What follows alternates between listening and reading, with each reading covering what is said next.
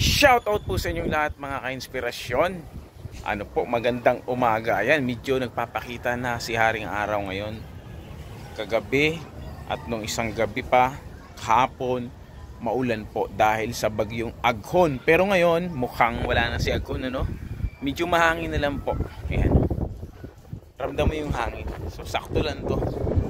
Tapos, maaraw na rin po. Pakita ko lang sa inyo. Ayan o, diba? Maaraw na. So, pero ngayon mga tol, ang ating buong day is day 127 para sa ating push-up, syempre. Kaya hindi na natin dapat pagtagalin pa. Let's go na.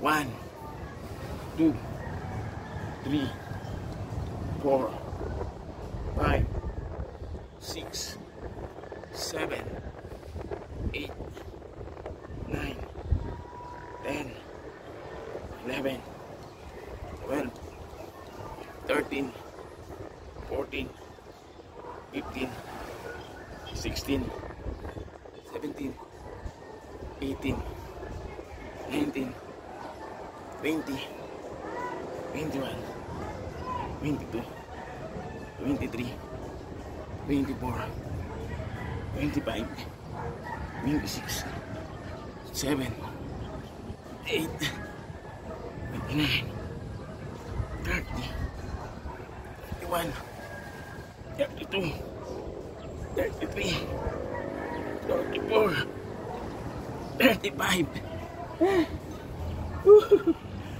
Ay, sakit. Sabi nga lang po, no pain, no gain. Kaya dapat pag may masakit, ibig sabihin, magiging tayo niya ng muscle.